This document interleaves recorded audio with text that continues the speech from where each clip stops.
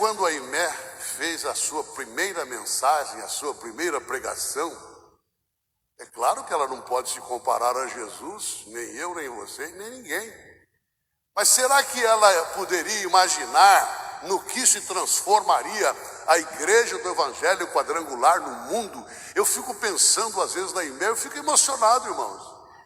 Mas não porque ela era uma santa, não porque ela era uma mulher perfeita, porque talvez eu acho que ela pecava muito mais do que eu, mas pelo fato de saber que das entranhas espirituais de uma mulher nasceu um movimento tão grande como este.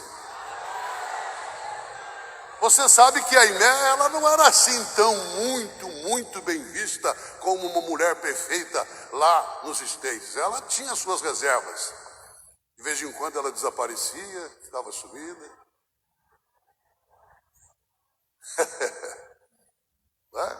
Dá umas escapadinhas. Ué, mas ninguém é de ferro, né, irmãos? Ninguém é de ferro.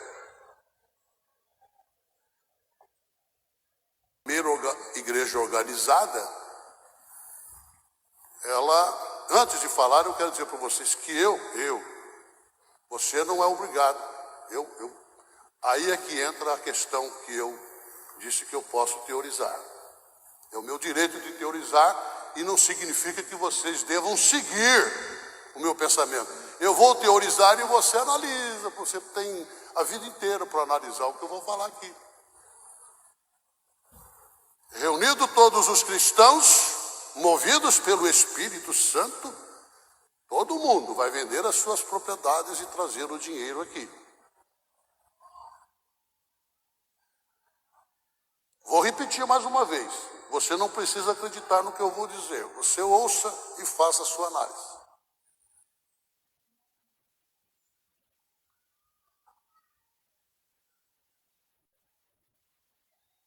O Ananias e a Safira venderam a propriedade que eles tinham.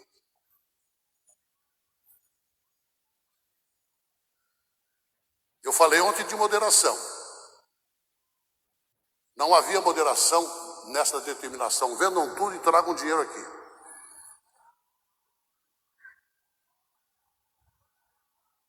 O Ananias veio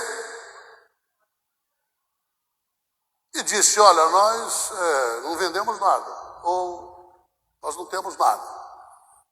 Vou resumir aqui. O que aconteceu? Ele foi fulminado. Aí veio a Safira, que não sabia.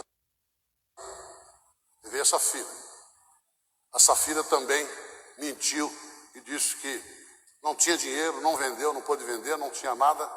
Eis aí os pés do teu marido, que mentiu dizendo que tinha vendido e falou, mas não mentiu dizendo que não vendeu e não trouxe o dinheiro. Mentiu para o Espírito Santo. Mentiu para o Espírito Santo. E assim como ele pecou contra o Espírito Santo, mentiu para o Espírito Santo, você vai seguir também o mesmo caminho.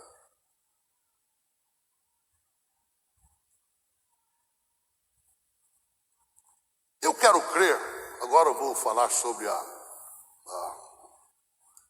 o centro da minha teoria. Eu quero crer, meus amados, que essa não foi uma história, um acontecimento verdadeiro. Primeira hipótese. Não foi um acontecimento verdadeiro. Porque a Bíblia fala de algumas passagens, alguns fatos que eram parábolas. Ele falava por meio de parábolas. O que eram parábolas? Não eram fatos acontecidos, mas eram exemplos.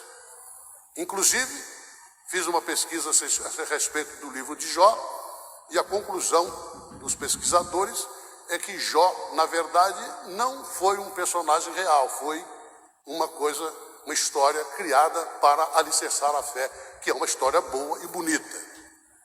Mas eu quero crer que esta passagem de Ananias e Safira foi uma história criada para amedrontar, para assustar os crentes e chantageá-los para trazer dinheiro e colocar nos pés dos apóstolos ou irmãos. Eu vou falar de um assunto aqui, eu acho que o que eu vou falar vai libertar muita gente. Acho que vai libertar. Quando eu cheguei na igreja, irmãos, as pessoas falavam tudo, né? E dos assuntos muito correntes no nosso meio era pecado contra o Espírito Santo. Passado alguns dias, alguém me viu meio triste, né? Estava triste porque não arrumava namorado, estava triste. Aquela pobreza. Alguém falou assim: Mário, eu estou sentindo que você pecou contra o Espírito Santo. Irmãos, aquilo acabou, sabe por quê? Porque nós pregamos que pecado contra o Espírito Santo não tem perdão. Não tem perdão. Aquilo me atormentou por meses até que eu esqueci. E eu sei que é provável que exista alguém aqui em nosso meio carregando este fardo, se lembrando que um dia alguém disse para você que você tinha pecado contra o Espírito Santo.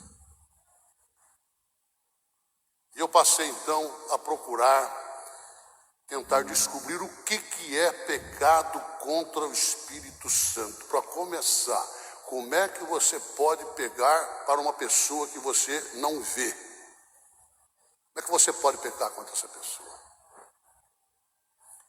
Aí eu comecei a conversar com muitos teólogos. Nenhum deles definiu para mim qual é o pecado contra o Espírito Santo. Eu cheguei a uma conclusão que não existe pecado contra o Espírito Santo. Principalmente porque a tarefa do Espírito Santo é consolar. Essa é a tarefa, é inspirar. É convencer. Aí um dia encontrei um escritor que fez uma pesquisa sobre